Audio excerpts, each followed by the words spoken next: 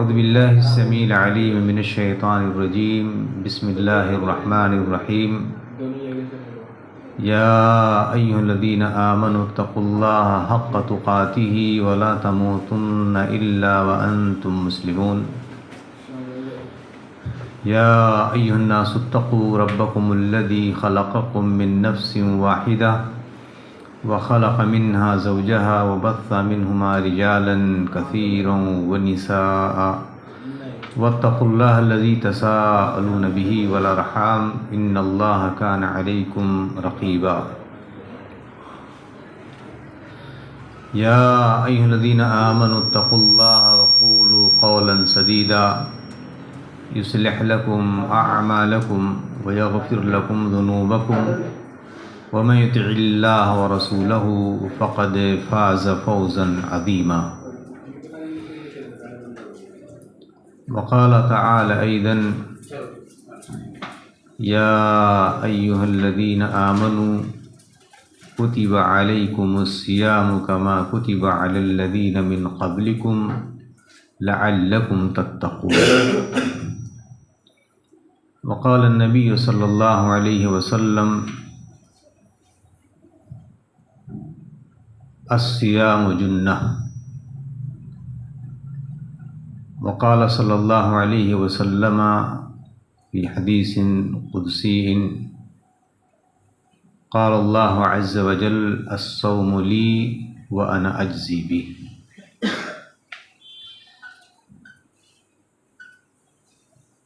ہر طرح کی حمد و ثنا اللہ رب العزت کے لیے ہے، جس نے اپنی عبادت اور بندگی کے لیے ہمیں دنیا میں پیدا کیا اور عبادت کے تمام انواع و اقسام کو اللہ تبارک تعالیٰ نے نہایت ہی واضح انداز میں قرآن کریم کی آیات کے روشنی میں انہیں بیان کیا اور ان عبادات اور بندگیوں کے ادائیگی کے طریقے کو بتانے کے لیے ان کے طریقے سمجھانے کے لیے اور کن بنیادوں پر یہ عبادات اور یہ بندگیاں اللہ تبارک تعالیٰ کی بارگاہ میں قبولیت کا درجہ حاصل کریں گی، نبی محترم محمد بن عبداللہ صلی اللہ علیہ وسلم کی ذات گرامی کی فرمودات کی روشنی میں اور آپ کے اعمال اور آپ کے افعال کے ذریعے اللہ تبارک تعالیٰ نے انسانیت کو ان چیزوں سے آگاہ فرمایا جیسا کہ ہم لوگ جانتے ہیں کہ کوئی بھی عبادت اس کی قبولیت کے لیے دو اہم شرطیں،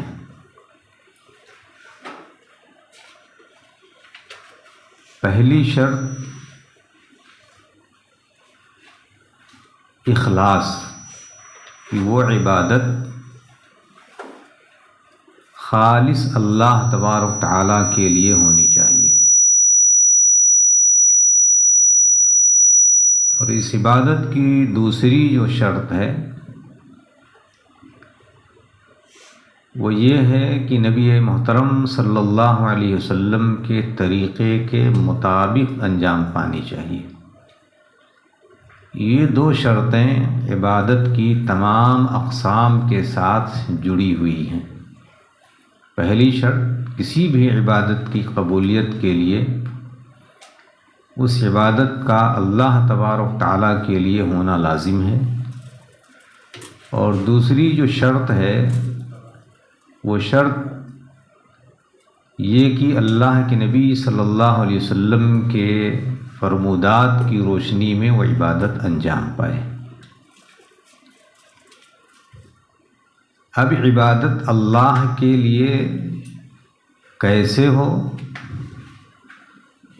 اور اس عبادت کو کس نہج اور کس طریقے پر ادا کیا جائے، اس چیز کے لیے ضروری ہے کہ ہم علم رکھیں۔ وہ علم اس عبادت کے لیے کہ اس میں اخلاص کیسے پیدا ہوگا، اور دوسرا یہ علم کہ اس عبادت کو کس طریقے پر انجام دیا جائے۔ اور جب تک یہ دو شرطیں ان عبادات کے ساتھ جڑی نہیں ہوں گی، اس وقت تک اس عبادت کی قبولیت کے لیے کوئی گارنٹی نہیں ہے۔ اب اگر کوئی آدمی عبادت انجام دے، اللہ کی عبادت کرے، اور پھر اس کا اجر اور ثواب نہ پائے، تو اس کے تھکنے، اس کے محنت کرنے، اس کی تگ و دو اور اس کی کوشش، یہ سب رائیگاں اور برباد ہوں۔ اور آدمی کو جب تک کسی چیز پر صلہ نہ ملے تو اس پر انسان محرومی کا شکار اپنے آپ کو پائے گا۔ اسی لیے ہر عمل کے لیے ضروری ہے کہ اس عمل کا علم ہونا چاہیے۔ جو عبادت ہم انجام دیں، اس عبادت کے انجام کا طریقہ ہمیں جاننا چاہیے، اور کس نہج پر ہمارے نبی نے اسے ادا کیا ہے، یا آپ کی جو تعلیمات ہیں ان تعلیمات کو ہم کس طریقے سے حاصل کریں، بغیر اس کے ہماری عبادتیں قبول نہیں ہوں گی۔ اسی بنیاد پر احادیث کی کتابوں کا آغاز کتاب الایمان، کتاب العلم وغیرہ سے ان کی شروعات کی گئی ہے، اسی بنیاد پر کہ جب تک ہم عبادت کا طریقہ نہیں جانیں گے، اس وقت تک اس عبادت کی قبولیت کی گارنٹی نہیں ہے، اور ہمیں اس پر کوئی اجر اور ثواب نہیں ملنے والا۔ تو اب ہمیں اس عبادت کا طریقہ سیکھنا چاہیے۔ اور میں سمجھتا ہوں کہ اس درس کا جو اہتمام کیا گیا ہے وہ انہی مقاصد کے پیش نظر کہ ہم سب لوگ عبادت کے انجام دہی کا طریقہ ہم جان لیں کہ کیسے ہم اپنی عبادت کو لائق قبولیت ہم بنا سکیں۔ امام بخاری رحمہ اللہ نے اپنی کتاب صحیح بخاری میں ایک باب قائم کیا ہے کتاب العلم کے اندر، العلم قبل القول والعمل، العلم قبل القول والعمل، کچھ کہنے سے پہلے اور کچھ کرنے سے پہلے آدمی کے پاس اس کا علم ہونا ضروری ہے۔ کچھ کہنے سے مطلب کہ ہم اپنی زبان سے کلمہ توحید لا الہ الا اللہ کا اقرار کرتے ہیں، یہ ایک عبادت ہے۔ اب اگر ہم کلمہ اپنی زبان سے ہم ادا کریں اور اس کلمے کا ہم معنی نہ سمجھیں، اس کا مفہوم ہم نہ جانیں، اور اس کلمے کے جو تقاضے ہیں ان تقاضوں کو اگر ہم نہ سمجھیں، تو ایسے تو بہت سارے لوگ اس کلمے کا ورد کرتے ہیں اور کلمے کو دہراتے ہیں۔ آپ اغیار کو بھی دیکھو، بہت سارے لوگ ہیں جو لا الہ الا اللہ محمد رسول اللہ اپنی زبان سے ادا کرتے ہیں، تو ان کے زبان سے ادا کرنے کی بنیاد پر کیا ہم انہیں مسلمان کہیں گے یا ہم انہیں مومن کہیں گے؟ نہیں کہہ سکتے۔ اس لیے معرفت الہی، اللہ کی معرفت کا ہونا بہت ضروری ہے، اور یہ علم سے ہوگا۔ اللہ کی معرفت یہ ضروری ہے کہ انسان اس چیز کے حوالے سے تمام مقتضیات کو، تمام ضرورات کو آدمی سمجھے اور اس پر اپنی توجہ مرکوز کرے۔ عمل کی بات آئی، قبل القول والعمل، یہ میں نے صرف ایک مثال دی ہے عمل سے پہلے۔ اب عمل اگر آپ دیکھیں گے تو انسان کے اعضاء اور جوارح سے جن چیزوں کا صدور ہوتا ہے یہ سب اعمال ہیں، اور اس کو تقسیم کیا گیا ہے کئی قسموں میں، چاہے اس کا تعلق زبان سے ہو، چاہے اس کا تعلق دل سے ہو، چاہے اس عمل کا تعلق انسان کے ظاہری اعضاء اور جوارح سے ہو۔ جتنے بھی اعمال ہیں، ابھی ہم نے مثال دی تھی کلمہ توحید لا الہ الا اللہ کی، یہ ایک عمل ہے کس کا؟ زبان کا۔ تصدیق کرتے ہیں ہم اس کلمے کی، یہ عمل ہے دل کا، اور اس عمل کے تقاضے کے مطابق ہم اللہ تبارک تعالیٰ کی عبادات اور بندگیاں ہم انجام دیتے ہیں۔ اس کے لیے نماز، اسی کے لیے روزہ، اسی کے لیے حج، اسی کے لیے زکوٰۃ، یہ ساری عبادات اور بندگیاں چاہے وہ بدنی ہوں، چاہے وہ مالی ہوں، چاہے مالی اور بدنی ہوں، عبادات کو ان حصوں میں تقسیم کیا گیا۔ ایک عمل کا تعلق یا عبادت جس کا تعلق بدن سے ہے، عبادت کی ایک قسم وہ ہے جس کا تعلق مال سے ہے، جسے ہم زکوٰۃ کہہ سکتے ہیں۔ عبادت کی ایک قسم ہے جس کا تعلق مال اور بدن سے ہے، جیسے حج کی اور عمرہ کی انسان بنفس نفیس جاتا ہے اور اس کے لیے مال صرف کرتا ہے۔ تو یہ جتنے بھی اعمال ہیں، ان تمام اعمال کو جاننے کے لیے، ان تمام اعمال کی ادائیگی کے لیے ضروری ہے انسان کے لیے کہ اس کا طریقہ سمجھ لے، اور اسی کے لیے یہ مجالس قائم کی جاتی ہیں کہ تاکہ ہم لوگ عبادات اور بندگیوں کا طریقہ سیکھ لیں، اور سیکھنا اس لیے ضروری ہے کہ تاکہ وہ اللہ تبارک تعالیٰ کی بارگاہ میں قبولیت کا درجہ حاصل کریں۔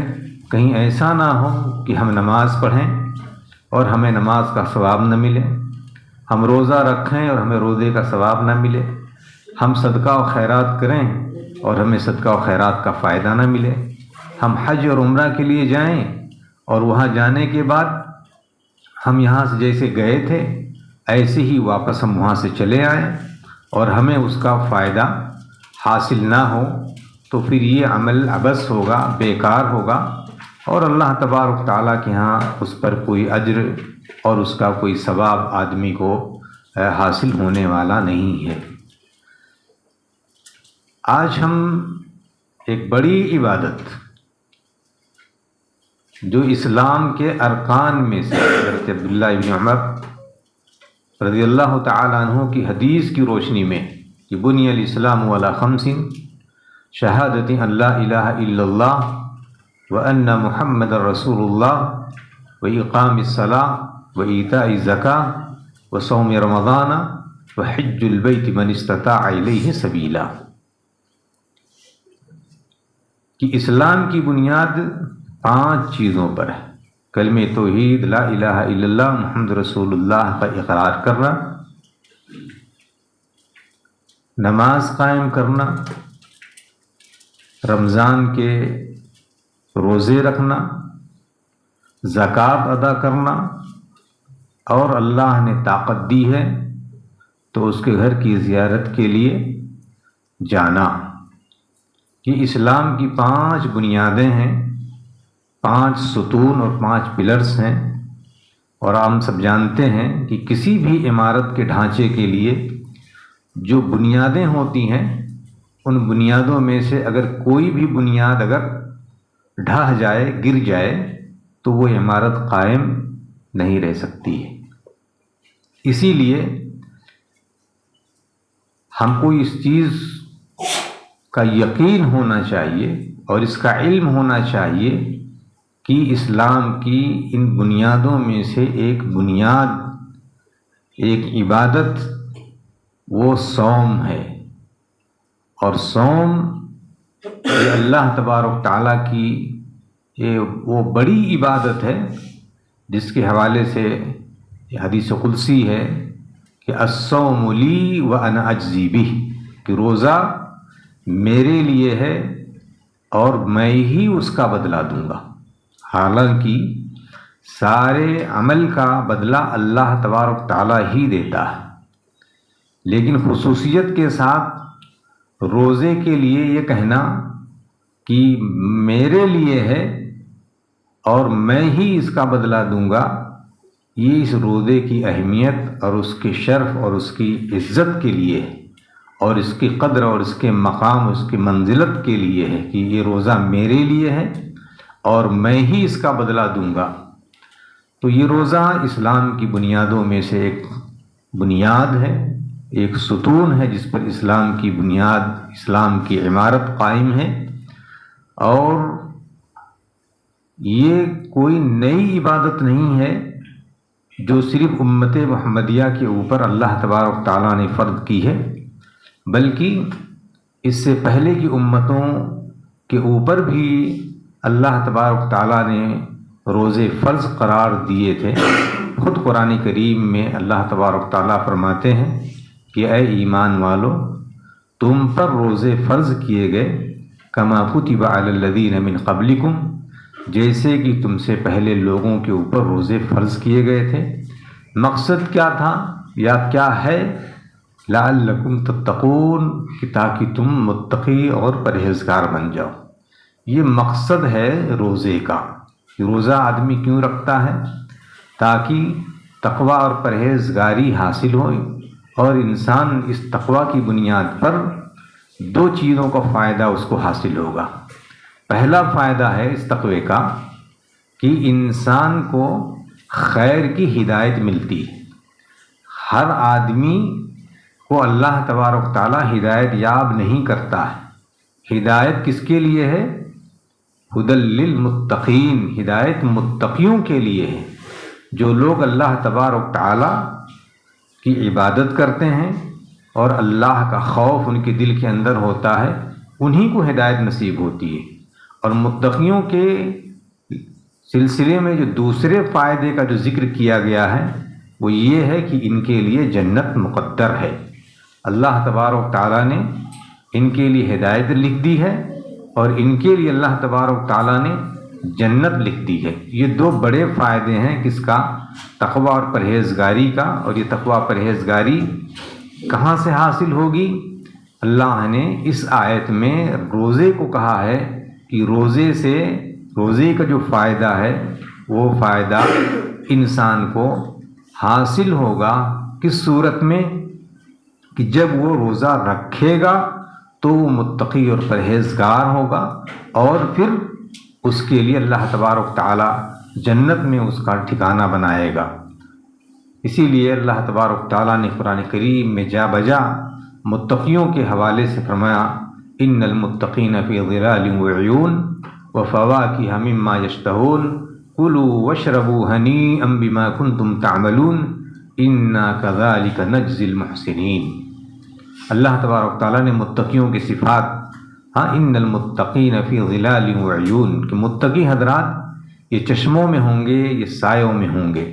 کلوا واشربوا ہنیئا بما کنتم تعملون، کھاؤ پیو موج مستی کے ساتھ، ہم تمہیں تمہارے عمل کا بدلہ دیتے ہیں۔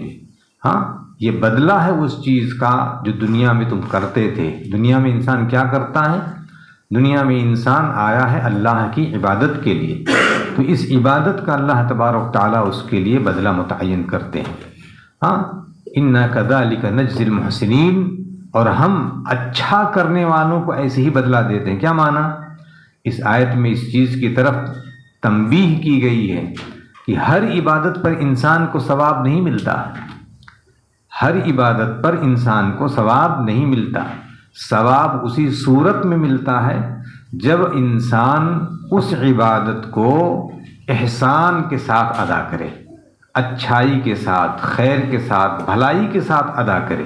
آج اسی بنیاد پر بہت سارے لوگ یہ سمجھتے ہیں کہ ہم نے تو نماز پڑھ لی، ہم کو نماز کا ثواب مل گیا، ہم نے روزہ رکھ لیا، ہمیں روزے کا ثواب مل گیا، ہم نے حج کر لیا، ہم کو حج کا ثواب مل گیا۔ نہیں، یہ عبادات اور یہ بندگیاں یہ متعلق ہیں یا معلق ہیں احسان کے ساتھ۔ اگر آپ اچھا کریں گے تو اللہ تبارک تعالیٰ کے ہاں بدلہ ملے گا، ورنہ ہر عمل پر اللہ تبارک تعالیٰ نے بدلہ نہیں رکھا ہوا ہے۔ اسی لیے اللہ کے وسلم کی حدیث ہے کہ ایک آدمی نماز پڑھتا ہے، اس کو نماز کا 9واں حصہ ملتا ہے، ایک نماز پڑھتا ہے اس کو نماز کا 8واں حصہ ملتا ہے، ایک نماز پڑھتا ہے اس کو 7واں ملتا ہے، 6ٹھا ملتا ہے، 5واں حصہ، چوتھائی، تہائی، آدھا حصہ۔ یقین کس بنیاد پر؟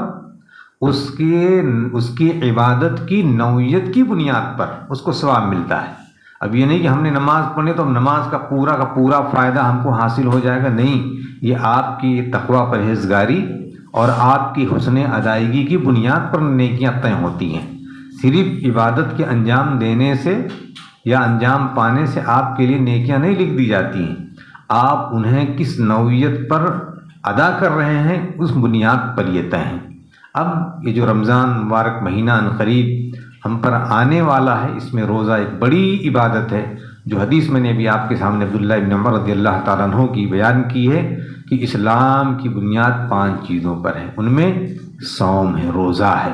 اب روزہ کیا ہے یہ جاننا ضروری ہے، اور روزہ کیسے رکھا جائے اس کا جاننا ضروری ہے، روزہ خراب کیسے ہو جاتا ہے یہ جاننا ضروری ہے، اور روزہ کیسے اچھا اور بہتر ثواب اکٹھا کرتا ہے ان چیزوں کا جاننا ضروری ہے۔ اور اس کے لیے جو کتاب متعین کی گئی ہے، اور اس کا باب جو آپ کے لیے اس درس کے لیے چنا گیا ہے وہ ہے کتاب الصیام، اور کتاب کا نام ہے بلوغ المرام، بلوغ المرام من ادلۃ الاحکام۔ چند باتیں اس کتاب کے حوالے سے آپ جان لیجئے کہ اس کتاب کے نام ہی سے یہ چیز واضح ہے کہ یہ کتاب احکامات کے اوپر دلالت کرتی ہے۔ اور بلوغ المرام اگر آپ اس کا لفظی معنی اگر آپ جاننا چاہیں تو بلوغ کے معنی ہوتے ہیں پہنچنا، بلوغ کے معنی پہنچنا، کہاں تک پہنچنا؟ مرام مقصد تک، ہدف تک پہنچنا۔ اب ہدف تک کیسے آپ پہنچیں گے؟ ہدف تک پہنچنے کے لیے آپ کے لیے رہنمائی کی ضرورت ہے۔ وہ رہنمائی کیسے حاصل ہوگی؟ وہ رہنمائی اس کے طریقے، اس کی شروط اور اس کے آداب، ان چیزوں کو جب ہم برتیں گے تب، جیسے بھی ہمیں معلوم کہ ہم کو 1 گھنٹے کے اندر فلاں جگہ ہمیں پہنچنا ہے، تو اب اس کے لیے آپ ٹائم مینیج کریں گے کہ وہاں پہنچنے کے لیے اس 1 گھنٹے کے اندر اس چیز سے ہم جائیں گے تو ہم پہنچ پائیں گے۔ اگر ہم اس رفتار میں نہیں گئے یا اس چیز کا ہم نے سہارا نہیں لیا تو ہم اگر کہیں کہ 1 گھنٹے کے اندر ہمیں یہاں سے بامبے بیچ پہنچنا ہے اور آپ کہیں کہ نہیں میں تو پیدل ہی جاؤں گا، تو آپ 1 گھنٹے کے اندر یہاں سے 40 کلومیٹر 50 کلومیٹر کتنا بھی رفتار سے آدمی جائے گا وہ نہیں پہنچ سکتا ہے۔ ایک آدمی 1 دن کے اندر 25 کلومیٹر 30 کلومیٹر بہت ہو گیا، جو 24 گھنٹہ چلتا ہے تب اس کی جو ہے یہ نوعیتیں ہوتی ہیں جو ہے۔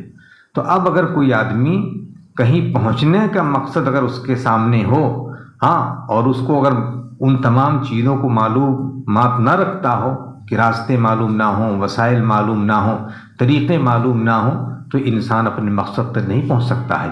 اسی لیے اس کتاب کا بلوغ المرام، ہدف تک، ٹارگٹ تک پہنچنا، من ادلۃ الاحکام، احکام کے دلیلوں کے ساتھ، یہ ضروری ہے۔ اب کیسے؟ مثال کے طور پر اگر ہم کسی چیز کے بارے میں ہمارے پاس کوئی خلفیہ نہیں ہے، کوئی بنیاد نہیں ہے، تو اب ہم کہیں کہ بھئی یہ نماز ایک عبادت ہے، کسی نے کہہ دیا کہ یہ نماز کیسی عبادت ہے، آپ کو اگر معلومات نہیں ہے تو آپ خاموش ہو جائیں گے۔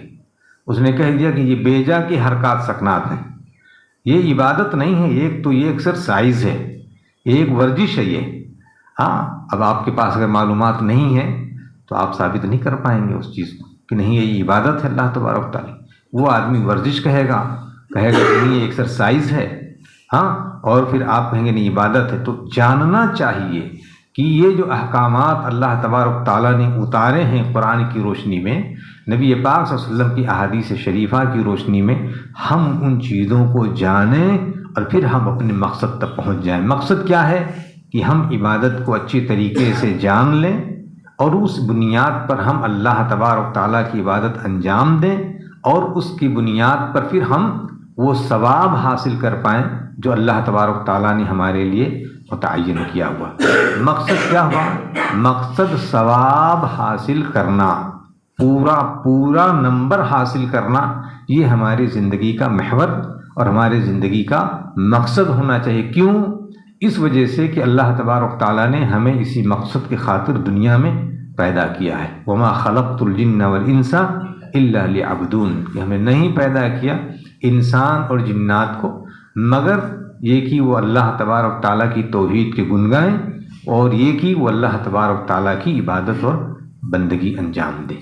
تو یہ جو کتاب ہے، کتاب بلوغ المرام من ادلۃ الاحکام، حافظ ابن حجر رحمہ اللہ کی، جو 9ویں صدی ہجری کے بڑے عالم ہیں، اور انہوں نے ان احادیثوں کو جمع کر کے امت کے لیے ایک بہت بڑا سامان فراہم کیا ہے، اور اس کتاب میں بڑے ہی نفاست کے ساتھ اور بڑے ہی جامعیت کے ساتھ تمام احادیث کو جمع کر دیا ہے کہ اگر کوئی آدمی ان حدیثوں کو یاد کر لے اور ان کو سمجھ لے تو کسی بھی عبادت کو سمجھنا اس کے لیے آسان ہو جائے گا، اور اس کے لیے اس عبادت کی ادائیگی کا جو طریقہ ہے وہ طریقہ جان لے گا، اور پھر اپنے مقصد پر وہ انسان پہنچ جائے گا۔ تو روزہ جو آج ہمارے اس دروس علمیہ کا ایک عنوان ہے، کتاب الصیام۔ صیام، سب سے پہلے ہم یہ سمجھیں کہ اس کا یہ ایک عربی لفظ ہے، اس کے ترجمے ہمارے ہاں اردو میں روزے سے کیے جاتے ہیں۔ ہاں، یہاں ایک بات تنبیہاً بتانا چاہتا ہوں کہ عبادتوں کے جو نام ہیں جیسے صلاۃ، صوم، زکوٰۃ، حج، یہ توقیفی ہیں، یہ نام توقیفی ہیں۔ توقیفی اور توفیقی یہ دو کلمے استعمال ہوتے ہیں۔ توفیق کے معنی ہوتے ہیں کہ آپ نے کوئی انعام دے دیا، انہوں نے کوئی انعام دے دیا، انہوں نے کوئی انعام دے دیا۔ اور توقیف کا معنی یہ ہوتا ہے کہ یہ اللہ اور اس کے رسول کی طرف سے یہ نام ہے، وہ نام کوئی دوسرا نہیں دے سکتا اس کو۔ ہاں، وہ نام کوئی دوسرا نہیں دے سکتا، اس لیے یہ نام سب توقیفی ہیں، یعنی اللہ اس کے رسول کی طرف سے ہیں۔ اقیم الصلاۃ، نماز قائم کرو، صلاۃ کا لفظ قرآن کریم میں آیا ہے۔ ہاں، وآتوا الزکاۃ، زکوٰۃ دو، یہ لفظ قرآن کریم میں اللہ تبارک تعالیٰ نے اسے دیا۔ ہاں، وَلِلَّهِ عَلَى النَّاسِ حِجُّ الْبَيْتِ مَنِ اسْتَطَاعَ إِلَيْهِ سَبِيلًا، حج لفظ کلمہ حج اللہ تبارک تعالیٰ نے قرآن کریم میں اس کا ذکر کیا۔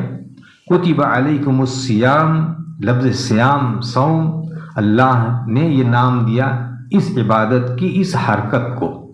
اب ظاہر سی بات ہے قرآن کریم میں یہ لفظ صوم آ گیا، اب اس کی تفصیلات ہمارے پاس نہیں ہیں، یہ صوم کیا چیز ہے، تو ہم کیسے جانیں گے؟ مفسر قرآن نبی محترم محمد بن عبداللہ صلی اللہ علیہ وسلم کی ذات گرامی سے، ہاں، کہ آپ نے صوم کی تعریف کیا کی ہے، صوم کیا چیز ہے۔ ہاں، اسی بنیاد پر علماء کرام نے اس کی تعریف میں ایک جملہ کہا ہے کہ صوم کے لغوی معنی عربی میں اس کا معنی ہوتا الامساک۔ امساک کے معنی ہے رک جانا، رکنا، امساک رکنا۔ اب کس چیز سے رکنا، یہ اس کا لغوی معنی ہو گیا۔ اس کا جو شرعی معنی ہے وہ شرعی معنی یہ ہے کہ ہوا التعبد للہ، التعبد للہ، اللہ کے لیے عبادت، اللہ کے لیے عبادت۔ یہ اللہ تبارک تعالیٰ کے لیے جو عبادت ہے، یہ عبادت کس طور پر؟ اور کس طریقے پر یہ عبادت ہونی چاہیے، اس چیز کے حوالے سے اللہ کے نبی صلی اللہ علیہ وسلم کی وہ حدیث ہمیں اپنی نگاہ میں رکھنی پڑے گی۔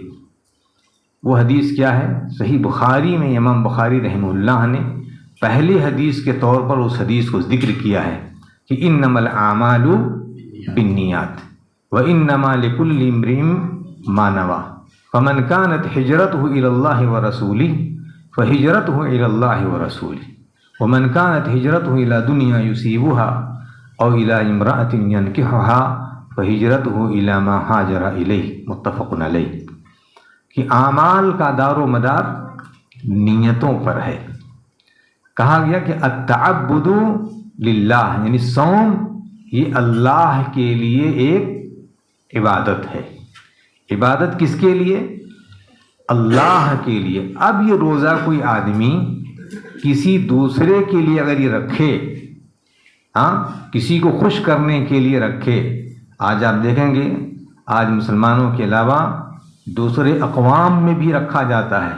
کچھ لوگ اس کو برت کا نام دیتے ہیں، کچھ لوگ اس کو اپاس کا نام دیتے ہیں، کچھ لوگ اسے فاسٹنگ انگریزی میں کہا جاتا ہے، اور اس کے بہت سارے معنی اس کے مراد لیتے ہیں۔ تو کہہ رہے ہیں، اور ہر دن آدمی یہی سمجھتا ہے۔ آدمی آج آپ دیکھیں بریک فاسٹ جو ہے وہ کیا ہے؟ اس کا معنی یہ ہے کہ رات سے جو نہیں کھایا تھا، اب صبح جو سب سے پہلے کھانا کھاتا ہے وہ اپنے فاسٹنگ اپنے روزے کو توڑتا ہے، یعنی انہوں نے اس کو بھی، تو کیا ہم اس کو کہیں گے یہ روزے سے تھا؟ اگرچہ انگریزی میں وہ فاسٹ اس نے کہا کہ بریک فاسٹ، یعنی اس نے روزہ توڑا، تو کیا وہ روزہ تھا؟ نہیں، روزہ نہیں تھا، اس وجہ سے کہ وہ روزہ اس میں نیت اللہ کے لیے تھی ہی نہیں۔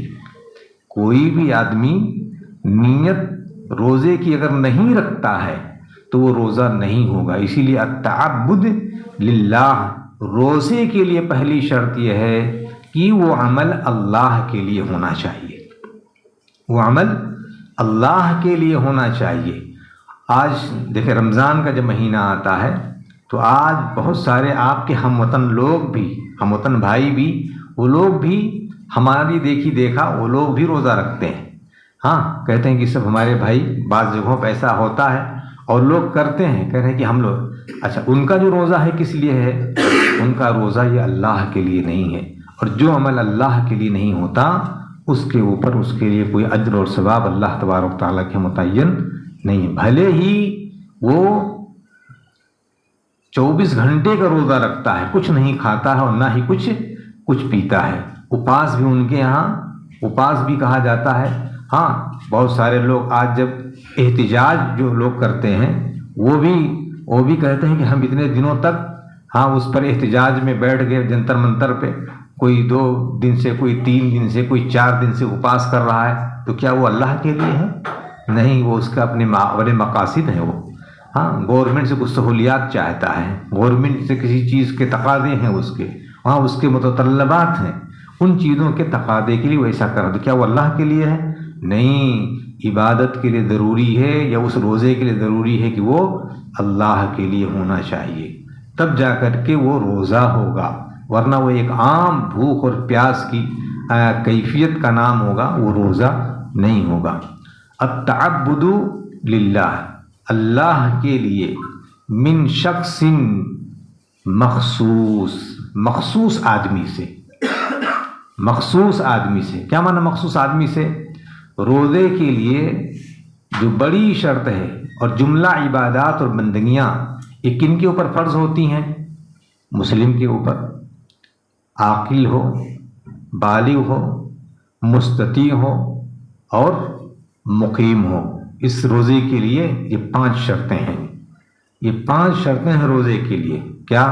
کہ اسلام ہو، پہلی شرط کہ وہ مسلمان ہو، دوسری شرط عاقل ہو، عقل مند ہو، تیسری شرط بالغ ہو، اور چوتھی شرط مستطیع ہو، یعنی طاقت رکھنے والا ہو، پانچویں شرط مقیم ہو، مسافر نہ ہو۔ یہ 5 شرطوں کا پایا جانا ضروری ہے۔ پہلی شرط اسلام، ابھی ہم نے اس کی بات کی کہ یہ کوئی دوسرا آدمی چاہے جتنے روزے رکھے، چاہے جتنے مہینے کے روزے رکھے، ہاں وہ روزہ نہیں کہلائے گا، وہ روزہ نہیں کہلائے گا۔ روزے کے لیے ضروری ہے کہ اسلام دین اس کے سینے میں ہو، وہ مسلمان ہو۔ دوسری شرط کیا ہے؟ وہ عاقل ہو، عقل مند ہو، پاگل نہ ہو۔ پاگل اگر آپ اس کو صبح سے لے کر کے شام تک اگر وہ کچھ آپ نہ دیں اس کو، یا وہ خود ہی نہ کھائے، ہاں، یا اگر وہ اپنے آپ کو بھوکھا رکھے تو وہ روزہ نہیں ہوگا۔ عقل مند ہونا چاہیے کہ میں کیا کر رہا ہوں، میں جو یہ عمل کر رہا ہوں، اس عمل پر ہمیں اجر ملنا ہے یا یہ اللہ کی عبادت ہے، یہ وہ جانے، عقل مند ہو کہ میں کون سی عبادت انجام دینے والا ہوں۔ جو ہے بالغ ہو، بچے کے اوپر روزہ فرض نہیں ہے، البتہ اگر چھوٹے بچے اگر روزہ رکھتے ہیں، ایسے جیسے کہ نماز جب تک بالغ نہیں ہو جاتا اس وقت نماز فرض نہیں ہے، لیکن اگر بچے نماز پڑھتے ہیں تو اس کا ثواب والدین کو ملتا ہے۔ ایسے ہی روزے اگر بچے رکھتے ہیں تو اس کا ثواب ان کے والدین کو جاتا ہے، ہاں، لیکن فرض ان کے اوپر نہیں ہے۔ اگر وہ نہیں رکھیں گے تو نہ وہ گنہگار ہوں گے اور نہ ہی ان کے ماں باپ گنہگار ہوں گے۔ لیکن فرض ہونے کے بعد، بلوغت کے بعد، جیسے ایک مرد یا ایک عورت کی عمر 14-15 سال کی ہو جاتی ہیں تو وہ بالغ شمار کیے جاتے ہیں۔ تو عاقل پر، پاگل اور مجنون پر روزہ نہیں ہے۔ اور تیسری جو شرط ہے وہ کیا ہے کہ وہ بالغ ہو، ہاں، سن بلوغت کو وہ کراس کر گیا ہو جو، اور بلوغت کے بعد ہی تمام احکامات شرعیہ یا تمام تکالیف شرعیہ اس کے اوپر منضبط ہوتے ہیں، تب اس کو کہا جاتا ہے کہ ہاں اسلامی شعائر کی ادائیگی اس کے اوپر لازم ہو گئی۔ تو یہ تیسری شرط تھی کہ وہ بالغ ہو۔ چوتھی شرط کیا ہے؟ ہاں، مستطیع ہو، طاقت رکھنے والا ہو۔ اب اگر کوئی آدمی مستطیع نہیں، مثال کے طور پر ایک آدمی ہے بیمار ہے، بیچارہ روزہ رکھنے کی طاقت نہیں رکھتا ہے، تو اللہ تبارک تعالیٰ نے اس کے لیے معاف کر دیا ہے۔ یا جیسے عورت ہے، ایام آ گئے تو اللہ تبارک تعالیٰ نے ان کے لیے روزے درگزر کر دی ہیں ان ایام میں، البتہ بعد میں اس کی قضا کرنی ہوگی۔ تو طاقت رکھنے والا ہو، ایک 60 سال کا، 70 سال کا، 80 سال کا بوڑھا یا بوڑھی جو طاقت نہیں رکھ رہے ہیں روزہ رکھنے پر، تو ان کے لیے روزہ رکھنا فرض نہیں ہے، البتہ یہ ہے کہ ان کی طرف سے اللہ تبارک تعالیٰ نے فدیہ ادائیگی کا حکم نافذ کیا ہے، وہ فدیہ ادا کریں گے۔ تو مسلمان ہوں، عاقل ہوں، بالغ ہوں، مستطیع ہوں اور مسافر نہ ہو، یعنی مقیم ہوں۔ مقیم اگر ہیں تو ان کے اوپر، اور اگر مسافر ہے تو روزہ اللہ تبارک تعالیٰ من کان منکم مریضا او علی سفر فعدۃ من ایام اخر، تو تم دوسرے ایام میں روزہ رکھ لو۔ تو یہ روزے کے لیے یہ شرطیں ہیں، ان شروط کا پایا جانا ایک مسلمان کے لیے ضروری ہے کہ وہ اب روزہ رکھے گا۔ تو روزے کی جو تعریف کی گئی کہ ہوا التعبد للہ من شخص مخصوص۔ اب یہ شخص مخصوص کون ہے؟ یہ وہ لوگ ہیں جو ان تمام صفات سے متصف ہوں، جو ہے چاہے وہ مرد ہو چاہے عورت ہو، جو ہے یہ شخص مخصوص وہی لوگ ہیں، یعنی خاص وہ لوگ جن کے اندر یہ صفات پائی جائیں گے۔ اچھا، اب کہہ رہے ہیں کہ یہ جو شخص مخصوص سے مراد یہ ہے۔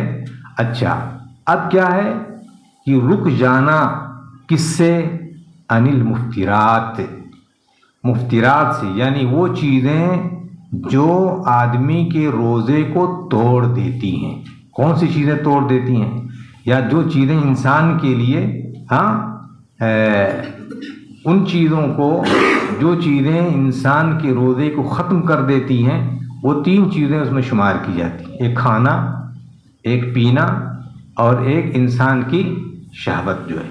حالانکہ یہ سب چیزیں انسان کے لیے اللہ نے حلال کیے ہوئے ہیں، لیکن ان چیزوں سے جو ہے رک جانا، ان چیزوں سے رک جانا، اس لیے کہا تھا ان اشیاء مخصوصہ، مخصوص چیزوں سے رک جانا۔ ایک آدمی کا مخصوص چیزوں سے اپنے آپ کو روک لینا، کھانے سے، پینے سے اور شہوت کی تکمیل سے، تب جا کر کے انسان کا روزہ ہوتا ہے۔ اچھا کب؟ فی زمن مخصوص، محددہ اور مقررہ وقت تک۔ جو وقت متعین ہے وہ کب سے ہے؟ یہ فجر سے لے کر کے غروب آفتاب تک، فجر سے لے کر کے یعنی فجر صادق سے لے کر کے غروب آفتاب تک کھانے اور پینے اور شہوت سے اپنے آپ کو روک کر کے رکھنا، یہ روزہ ہے۔ اسی لیے کہتے ہیں کہ وہ التعبد للہ من شخص مخصوص بامساک من المفترات، مفتر چیزوں سے رک جانا طلوع فجر سے لے کر کے غروب آفتاب تک، بنیت الصیام، روزے کی نیت سے، روزے کی نیت سے۔ اور اب یہ ہمارے ذہن میں یہ چیزیں ہو جائیں گی، اس میں 3 کلمے آئے ہیں خاص طور سے روزے کو سمجھنے کے لیے۔ کیا ہے؟ شخص مخصوص، شخص مخصوص، زمن مخصوص یعنی مقررہ اور محددہ وقت، اور اشیاء مخصوصہ، مخصوص چیزیں، مخصوص آدمی، مخصوص چیزیں اور مخصوص وقت میں۔ اب اگر کوئی آدمی رات میں روزہ رہے تو رات میں وہ روزہ نہیں ہوگا کہ میں مغرب سے لے کر کے اور فجر کی نماز تک جو ہے میں روزے سے رہتا ہوں، ہاں تو یہ روزہ نہیں ہوگا۔ جسے ابھی آپ دیکھو بقرعید کا جب موقع آتا ہے تو لوگ کیا کہتے ہیں کہ قربانی کا جانور ذبح ہونے کے بعد اس سے افطار کرو، اس سے افطار کرو۔ اور کچھ لوگ یہ سمجھتے ہیں کہ یہ روزہ ہوتا ہے۔ روزے کے لیے کیا شرط ہے؟ کب روزہ کب سے شروع ہوتا ہے؟ ہاں، صبح صادق سے لے کر کے غروب آفتاب تک اپنے آپ کو کھانے پینے شہوتوں سے روکنے کا نام روزہ ہوتا ہے۔ جی ہاں، جی ہاں، روزہ کہتے ہیں وہ التعبد للہ، اللہ کے لیے عبادت، اللہ کے لیے عبادت، من شخص مخصوص، مخصوص آدمی سے، مخصوص آدمی کی طرف سے اللہ کی عبادت، مخصوص چیزوں سے رک جانے، مخصوص چیزوں سے رک جانے کا نام مخصوص اوقات میں یہ روزہ ہے۔ 3 چیزیں، 3 خاص چیزیں یاد رکھیں۔ ہاں، مخصوص آدمی سے، اس میں بچہ بری ہو گیا، پاگل بری ہو گیا، ہاں جو لوگ شریعت کے مکلف نہیں ہیں۔ ہاں، اسی لیے اللہ علیہ وسلم کی ایک حدیث ہے کہ رفع القلم عن 3، کہ 3 لوگوں سے قلم اٹھا لیا گیا ہے، 3 لوگوں سے قلم اٹھا لیا گیا ہے۔ ہاں، عن المجنون، پاگل، جب تک کہ حتیٰ یفیق، جب تک کہ اس کا پاگل پن زائل نہیں ہو جاتا، وعن الصبی حتیٰ یبلغ، بچہ جب تک کہ وہ بالغ نہیں ہو جاتا، وعن النائم حتیٰ یستیقظ، اور سونے والا جب تک کہ بیدار نہیں ہوتا۔ اب اگر سوتے وقت اس سے جو بھی غلطیاں ہوں گی وہ سب معاف ہوں، اللہ نے قلم اٹھا لیا اس سے، یعنی وہ غلطیاں نہیں لکھی جائیں گی۔ تو اس لیے مخصوص آدمی، جو لوگ شریعت کو جانتے ہوں سمجھتے ہیں، انہی لوگوں کے لیے اللہ تبارک تعالیٰ نے روزے کو فرض قرار دیا ہے۔ اور یہ روزہ ایک بڑی عبادت ہے، اس کا اللہ کے ہاں بڑا اجر اور ثواب ہے۔ اب آئیے اس کی فرضیت کی اگر تعریف ہم جاننا چاہیں تو یہ سن 2 ہجری، شعبان سن 2 ہجری میں روزہ فرض ہوا۔ اس سے اگر آپ حساب لگائیں گے تو اس کا معنی یہ ہوا کہ سن 2 ہجری میں اگر یہ روزہ فرض ہوتا ہے تو اللہ کے نبی صلی اللہ علیہ وسلم مدینہ منورہ میں آپ 10 سال وہاں پر رہے۔ سن 2 ہجری میں اس سے یہ پتہ چلا کہ اللہ کے نبی نے کل 9 روزے پائے، 9 رمضان آپ کو ملے جس میں آپ نے روزہ رکھا ہوا ہے۔ اچھا، کیا اس سے پہلے بھی روزے تھے؟ جی ہاں، قرآن کریم کی جو آیت میں نے شروع میں پڑھی تھی، یا ایھا الذین آمنوا کتب علیکم الصیام کما کتب علی الذین من قبلکم لعلکم تتقون، کہ تم سے پہلے بھی لوگوں کے اوپر روزے فرض کیے گئے۔ یہ الگ بات ہے کہ اس وقت کا جو روزہ تھا اس کی تفصیلات موجود نہیں ہیں، اس وقت کے جو روزے تھے ان روزوں کی تفصیلات موجود نہیں ہے کہ وہ کب سے کب رکھتے تھے، کن حالات میں رکھتے تھے۔ آج بھی دیکھیں ہمارے ہم وطن بھائی بھی روزہ رکھتے ہیں تو کہتے ہیں کہ پھل فروٹ کھایا کرو، ہاں باقی اناج مت کھاؤ، اناج کھاؤ گے تو روزہ ٹوٹ جائے گا، پھل فروٹ آپ پورے دن کھاتے رہو جو ہے۔ تو ہو سکتا ہے اس کی نوعیت اس زمانے میں کیا تھی، اس کے بارے میں شریعت مطہرہ خاموش ہے۔ جی ہاں، تو یہ روزے کے تعلق سے کہ سن 2 ہجری میں یہ روزہ فرض ہوا، اس کا حکم کیا ہے؟ یہ روزہ فرض ہے۔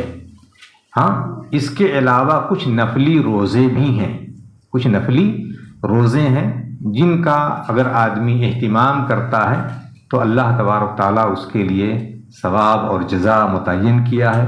اور یہ فرض روزے تو آدمی کے اوپر فرض ہیں، ان کے لیے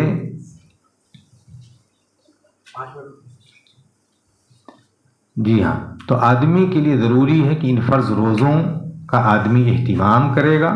البتہ جو نوافل ہیں وہ اختیاری ہیں، وہ اس کے اپنے ثواب دید، اپنی طاقت، اپنی قوت اور اپنی دینی دلچسپی کی بنیاد پر اللہ تبارک تعالیٰ اگر کسی کو توفیق دیتا ہے تو یہ بڑا اچھا عمل ہوگا اور اس کا اہتمام آدمی کو کرنا چاہیے۔ جیسے ہمارے یہاں پیر اور جمعرات کا روزہ ہے، ایام 20 کے روزے ہیں، اس کے علاوہ جو مناسبات، عاشوراء کا روزہ، یوم عرفہ کا روزہ، ذی الحجہ کے مہینے کے روزے وغیرہ وغیرہ، تو یہ سب نوافل ہیں، ان نوافل کا اہتمام کرنا چاہیے۔ اللہ تبارک تعالیٰ ہمیں خیر کی توفیق بخشے۔